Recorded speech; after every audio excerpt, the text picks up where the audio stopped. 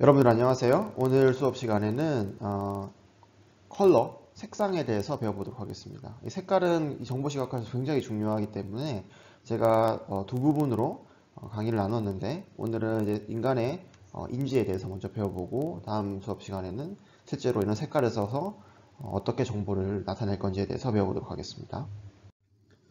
자, 저번 수업 시간에 배운 내용 잠깐 리뷰해 보자면, 시각화는 크게 마크와 채널로 구성되어 있고, 마크는 화면에 보여지는 어떤 도형들, 예를 들어서 점, 선, 면, 컨테인먼트나 커넥션도 있었고요.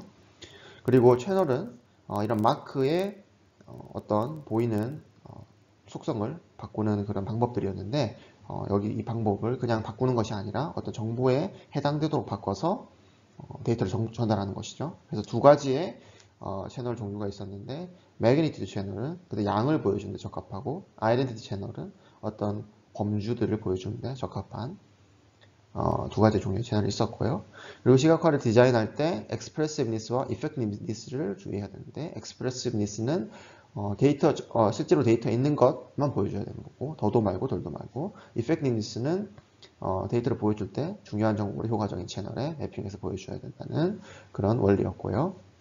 그리고 채널은 effectiveness에 대해서 얼마나 효과적이냐에 따라 가지고 나열을 할 수 있었는데, 5가지 정도의 기준이 있었어요. 그래서 accuracy, discriminability, separability, pop-out을 지원하는지 안 하는지, grouping을 지원하는지 안 하는지가 있었고요. 그리고 인간은 상대적인 차이를 보는데 민감하고, 이건 웨버의 법칙에 따라서 모델링 될 수가 있다. 그리고 여기 위쪽에 이제 이 accuracy를 얘기를 할 때 저희가 또 다른 법칙도 배웠죠. 스티븐스의 로에 따르면 인간이 감지하는 어떤 자극의 세기는 실제 자극의 세기의 지수함수, 이때 상수는 1보다 클 수도 있고 1보다 작을 수도 있지만 이런 지수함수로 모델링을 할 수 있다를 배웠습니다. 네, 그래서 이렇게 여러 가지 채널들이 있었고요. 이 부분은 제가 생략하도록 하겠습니다. 자, 그러면 큰 그림에서는 지금 저희가 what, why, how를 배우고 있죠. 그 how 밑에 여러 가지가 있었는데, 그 중에서 encode가 있었고요. 또 encode 밑에는 arrange가 있고 map이 있었는데, 그 중에 map이고요. map은 뭔가 데이터를 채널에 매핑한다는 뜻이고요. 그리고 그 매핑, 그럼 결국 이 매핑할 때 쓸 수 있는 비주얼 채널이 이런 뭐 사이즈, 앵글, 커버처도 있고 쉐이프도 있고 모션도 있는데, 그래서 저희는 컬러를 배우고 있는 거고요.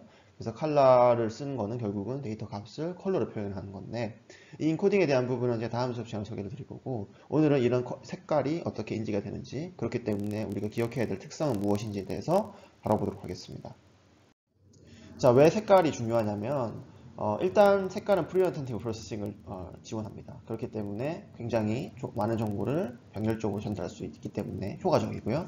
그리고 애트리뷰트 타입에 따른 이 effectiveness 랭킹을 봐도, 오리지널 데이터에 보면 세츄레이션과 휴가 중요하고 효과적이고, 노미널한 데이터에도 보면 휴가 중요하죠. 그러니까 효과적인 채널이기도 하고, 그리고 이 색깔 하나의 색상, 채도, 그리고 밝기까지 세 개의 디멘션으로 이루어져 있기 때문에 정말 풍부한 비주얼 채널을 제공하는 거죠.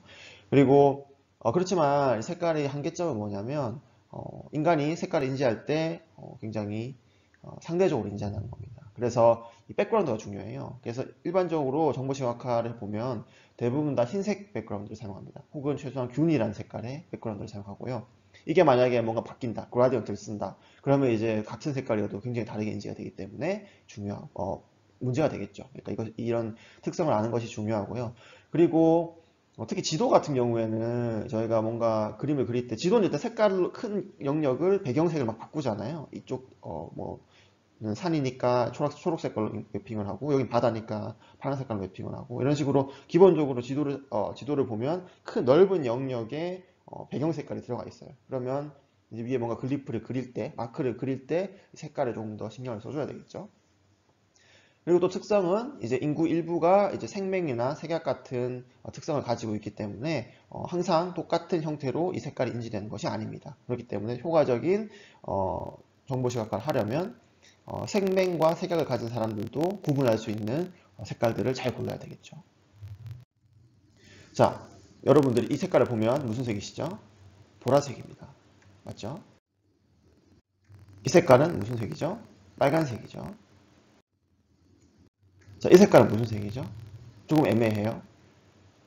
어떤 분들은 약간 초록빛의 파란 색깔로 얘기하시는 분도 계실 거고, 어떤 분들은 파란빛의 초록색으로 얘기하는 분도 계실 겁니다. 그래서 이 색은 일단 한국어로 하면은 터키색이고요. 영어로 하면 터키오즈라는 색인데, 이 색은 이제 좀 애매합니다. 이런 애매함이 왜 나타나는지도 이제 배우게 될 거예요. 그래서 여러분들이 굉장히 이 색상을 쉽게 이름을 부를 수 있었잖아요. 그런데 여러분들이 이 색깔을 보고 실제로 뇌에서 뭔가 프로세스가 일어나서 이게 이 색깔이다라고 인지하는 거는 굉장히 복잡한 과정입니다. 그래서 이제 한 100년 전부터 사람들이 여기에 대해서 연구를 많이 했어요. 어떻게 이 색깔을 인간이 인지하는 거냐. 그리고 어떻게 우리가 재현해낼 수 있냐. 특히 재현하는 게 중요한 이유는 저희가 모니터로 이 색깔을 재현하고 싶은 거죠. 그렇기 때문에 연구가 활발히 이루어져서 일단 맨 처음으로 접근하는 방법은 이 색깔을 인간을 제외하고 그냥 물리적인 뭔가 특성으로 나타내는 것이죠. 그래서 물리적으로 빛을 보면 어떤 이 빛들을 이렇게 다른 파장으로 구분할 수가 있습니다. 뭐 파장과 주파수는 같은 말이죠. 곱하면은 상수니까.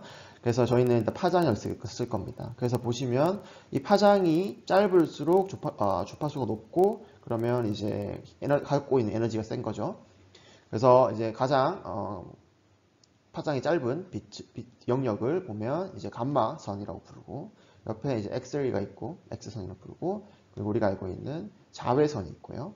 그리고 우리가 알고 있는 여기 아주 이 좁은 영역, 가시광선 영역이라고 부릅니다. 여기는 저희가 빛을 보면 이 색깔을 다른 색깔이라고 느낄 수가 있는 영역이고요. 눈이 이제 받아들이는 영역인 거죠. 이 넓은 영역 중에 이거밖에 못 받아들이는 거죠. 그렇지만 이게 자연계에서 굉장히 중요한 역할을 하는 영역이기 때문에 우리 눈이 이런 걸 받아들일 수가 있는 거죠. 그리고 여기는 이제 적외선, 그리고 보면은 마이크로웨이브가 있고, 뭐 라디오나 TV를 위한 또 주파수 대역이 있고, 그리고 이제 굉장히 긴 라디오 웨이브들이 있네요. 그래서 저희가 지금 다룰 내용은 이 빛의 물리학적으로 보면은 가시광선 영역에 이 빛들이 어떻게 인지되는지를 다룰 겁니다.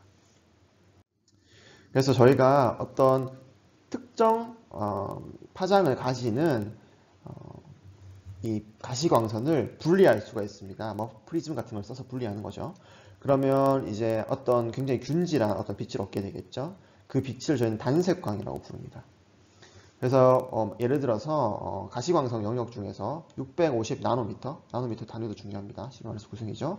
650 나노미터의 파장을 가지는 이 단색광을 보면 인간은 이거를 빨강 색깔로이라고 부릅니다. 이 이름은 사실 붙이기 나름이죠. 더 중요한 건 이제 이 물리적인 특성이죠. 이건 불변이니까. 600 나노미터는 이 오렌지색, 주황색이라고 느끼고, 580 나노미터는 노란색, 550 나노미터는 초록색, 500 나노미터는 사이안, 450 나노미터는 파란색, 400 나노미터는 바이올렛으로 느끼고, 이 밖에 있는 파장, 적외선과 자외선은 인간이 인지할 수가 없어요. 눈으로는. 하지만 실제로 저희가 현실 세계에서 보는 빛은 단색광도 있겠지만 대부분 다 단색광이 아니고 여러 가지 파장을 가지는 빛들이 섞여 있는 어떤 혼합되어 있는 빛을 보고 있는 겁니다. 그래서 제가 여기 빨간 색깔을 이렇게 칠하면 여러분들 650 나노미터의 단색광이라고 생각하실 수 있지만 실제로 그렇진 않고 이건 모니터에서 만들어질 때 여러 가지 RGB 프라이머리들을 혼합하게 되고요. 그래서 이 빛을 하나의 숫자로 단색광이라면 파장 하나의 숫자로 요약할 수 있겠지만 그럴 수는 없고 실제로는 파워 스펙트럼이라는 걸 그려야 됩니다. 그래서 파워 스펙트럼은 이 빛의 상대적으로 다른 파장의 빛들이 얼마나 섞여 있는지를 보여주는 건데 예를 들어서 우리가 이 정오의 햇빛 같은 경우에는 이런 파워 스펙트럼을 가집니다. 보시면 600나노미터, 700나노미터대의 파장을 가지는 빛이 가장 많이 들어가 있고요. 300나노미터의 빛도 좀 있고 그리고 여기 보면은 여러 가지 적외선 영역도 포함되어 있고요. 형광등 같은 경우에 좀 더 이렇게 뾰족하죠. 그래서 550 나노미터 노란 색깔 영역에 그 파장을 가지는 빛들이 좀 많이 들어가 있고 여기 보시면 또 붉은 색깔 영역에 파장을 가진 빛들이 들어가 있는 거고요. 자연광들은 이렇게 보시면 되게 균등하게 부드러운 곡선을 가지고 있는데 이렇게 인공으로 만든 이런 등은 조금 더 뾰족뾰족한 그런 특성을 가지고 있습니다. 맞죠? 그리고 보면 여기 뭐 LED도 있고 백열등도 있습니다. 그렇지만 색상을 얘기할 때 이 파장이 다가 아닙니다. 아까 보셨던 것처럼 그 파워 히스토그램이 중요한데, 예를 들어서 여기 보면은 각 가시광선 파장별로 색깔이 쭉 있잖아요. 그렇지만 저희가 볼 수 있는 모든 색이, 인간이 볼 수 있는 모든 색이 여기 있진 않아요. 예를 들어서 핑크는 없어요. 핑크는 어딨죠? 물론 여기 보면 핑크는 닮아 있어요. 그렇지만 엄밀하게 말하면 이건 핑크는 아니고요. 제가 나중에 설명드리겠지만. 그리고 갈색도 없어요. 그래서 뭐 마젠타나 그레이, 회색도 없네요. 화이트, 흰색은 어딨죠? 그러니까 저희가 보고 있는 이런 색상이 다 과시광선의 파장으로만 결정되는 것은 아니고, 여기 보시는 거, 이 지금 히스토그램에서 보시는 것처럼 이 노란 색깔은 이 영역에 500과 600 사이에 있는 이 영역에 파장이 많이 들어가 있으면은 이거를 노란색으로 인지를 하는데, 이렇게 갈색 같은 경우에는 갈색을 위한 어떤 파장 영역대가 있는 게 아니라 이 똑같이 여기 비슷한 곳에서 이런 피크를 가지고 있지만 다른 애들도 많이 섞여 있을 때 이거는 우리가 이 노란, 굉장히 비비드한 노란으로 생각하는 것이 아니라 조금 흐리멍텅한 이런 갈색으로 느낀다는 거죠. 그래서 우리가 여러 가지 색깔의 이름을 붙이잖아요. 근데 그 이름들이 다 이렇게 파장, 하나의 파장으로 매칭되는 건 아니라는 거죠. 그래서 물리적인 특성에서 색깔은 뭐냐면 그냥 300 나노미터부터 700 나노미터대의 파장대의 가시광선이 우리 눈에 들어왔을 때 인간이 느끼는 그 색, 이런 식으로밖에 설명할 수가 없다는 거죠. 그렇지만 실제로 인간이 이 색깔의 이름을 붙일 때는 그렇게 설명하지 못하는 색깔들이 있다는 거죠. 그러면 조금 더 이제 인간이 어떻게 받아들이는지를, 색깔을 어떻게 받아들이는지를 생각을 해봐야 되는데, 그래서 이제 생물학적인 접근으로 한번 눈을 들여다보면, 우리 눈은 여기 해부도가 있는데, 눈의 뒤쪽에 보면 이렇게 망막이 있습니다. 레티나, 우리가 레티나 디스플레이 할 때 말하는 레티나. 여기 망막에서는 이 들어온 이 빛을 정기적인 신경신호로 바꿉니다. 그래서 이렇게 바꿔진 전기신호는 이렇게 시신경을 통해 가지고 뇌로 전달되고, 실제로 우리 뒷머리 쪽에 있는 영역에서 이렇게 비전, 이렇게 시각적인 자극을 인지하게 되는데, 어떻게 그러면 이 빛을, 물리적인 특성을 가지고 있는 빛을 이 정기적인 신경신호로 바꾸냐면, 특수한 두 종류의 세포들이 있습니다. 로드셀과 콘셀입니다. 그래서 두 가지 종류의 수용체가 있는데, 하나는 간상세포고 하나는 원추세포입니다. 그래서 간상세포는 빛이 많이 없을 때 활발히 동작을 하고요. 그리고 굉장히 낮은 해상도를 제공하고, 이때는 검고 흰 거, 명암 정보를 받아들이는 거죠. 그렇지만 굉장히 많아요. 양은 100밀리 연계가 있다고 하네요. 그러면은 1억 개죠. 그리고 이제 이 간상세포가 왜 로드냐면, 로드가 막대잖아요. 이때 간상할 때 간이 이제 몽둥이에요, 한짝으로. 그러니까 몽둥이처럼 생긴 거니까 이제 막대처럼 생긴 세포인 거죠. 여기 보시면 이렇게 파란 색깔이 훨씬 많죠. 그래서 간상세포가 원추세포보다 훨씬 많아요. 그래서 여기는 명암 정보를 받아들인다. 그리고 콘 같은 경우에는 원추세포라고 부르는데, 왜 원추냐면은 실제로 이렇게 원추처럼 생겼어요. 삼각 뿔처럼 생겼고요. 그리고 이거는 평범하게 빛이 어느 정도 있는 상황에서 활발하게 동작을 하고, 그리고 이 원추세포 안에서도 이 세 개의 종류가 또 있습니다. 그래서 세 가지 종류의 원추세포가 있는데, 이 세 가지 종류가 각각 다른 파장의 빛에 민감하게 반응합니다. 그래서 이 세 가지, 그러니까 3차원의 어떤 값으로 매핑을 하는 거죠. 이 3차원의 값을 매핑을 한 걸 가지고 인간이 어떤 색깔인지 구분을 하는 거죠.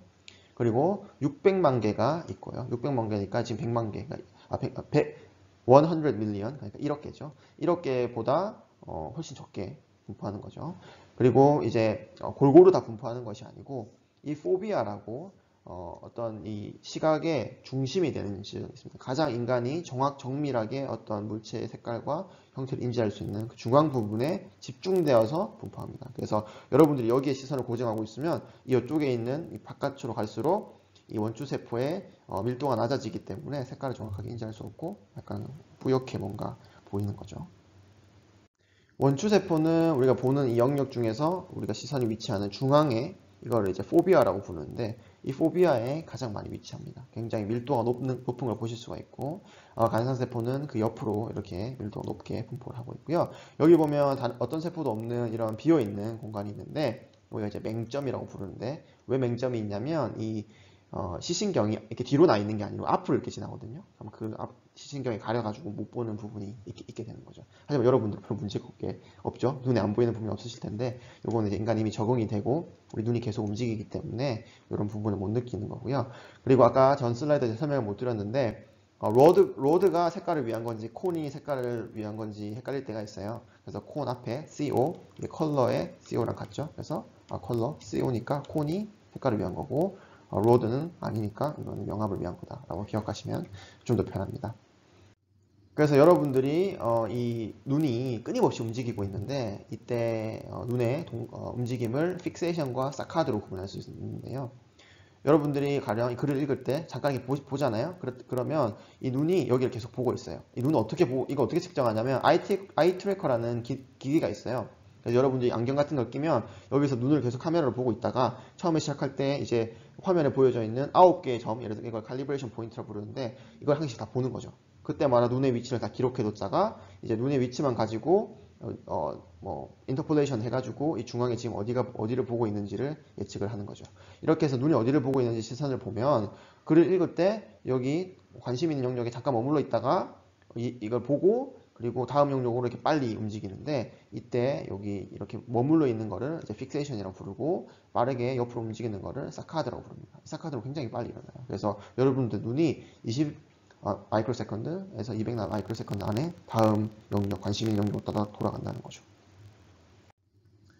그리고 아까 원추세포의 종류에 세 가지가 있다고 했는데, 이제 저희는 L, M, S 세포라고 부르겠습니다. 그래서 L은 뭐냐면 가장 긴 파장에 민감하게 반응하는 세포들이에요. 그건 무슨 말이냐면 580나노미터의 파장대 가시광선에 민감하게 반응하는 세포들인데, 여기는 보시면 이 붉은 색깔로 구성되어 있습니다. 정확히 빨간색은 아닌데요. 650나노미터가 빨간색인데, 어쨌든 이렇게 보시면 좀 넓은 영역에 반응하지만 그래도 주로 빨간 색이 이제 긴 파장을 가지고 있잖아요.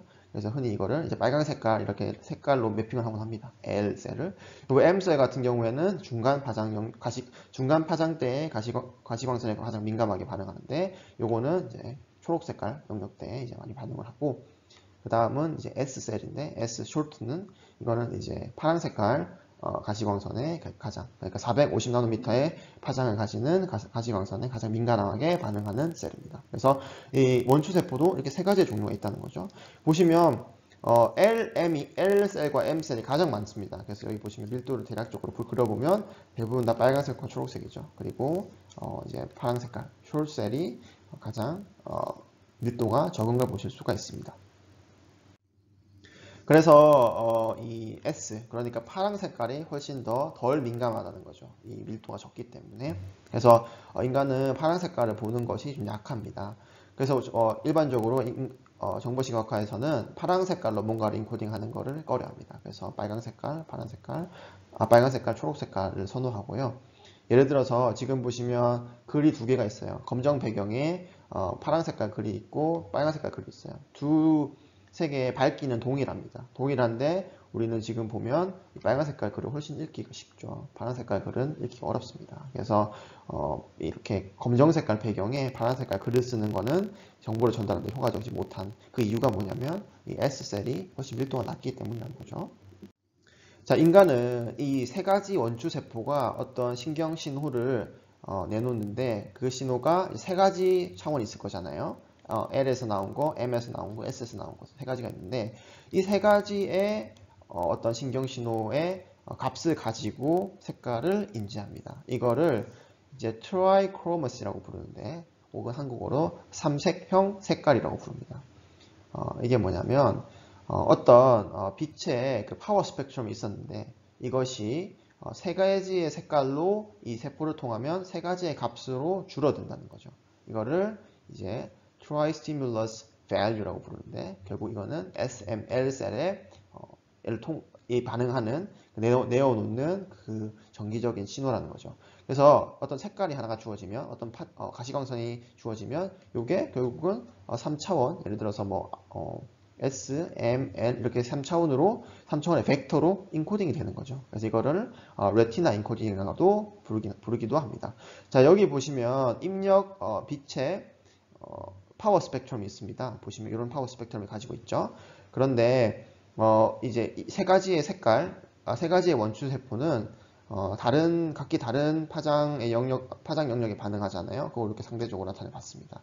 그럼 결국은 각각의 이 원추 세포의 종류가 내어놓는 값은 뭐냐면 요거랑 요걸 곱한 거예요. 그래서 이 가령 이 S셀 같은 경우에는 이쪽에 많이 400나노미터를 가지는 파장에 민감하게 반응하니까 이쪽을 많이 더해지겠죠. 대신 이쪽은 실제로 파워 스펙트럼 상에서는 세기가 세지만은 가중치가 낮기 때문에 별로 여기 낮게 이렇게 표시가 되는 거죠. 그래서 이렇게 이 두 개의 히스토그램을 컨볼루션을 하면은 이런 디스트리뷰션 얻을 수가 있고, 마찬가지로 초록색과 빨간 색깔, 그러니까 M과 L에 대해서도 똑같이 합니다. 그 다음에 이 영역을 다 더하는 거죠. 이 영역을 더하면 숫자 하나가 나오겠죠. 그것이 결국은 S, M, L 셀들이 이 주어진 빛에 대해서 반응하는 색이라는 거죠.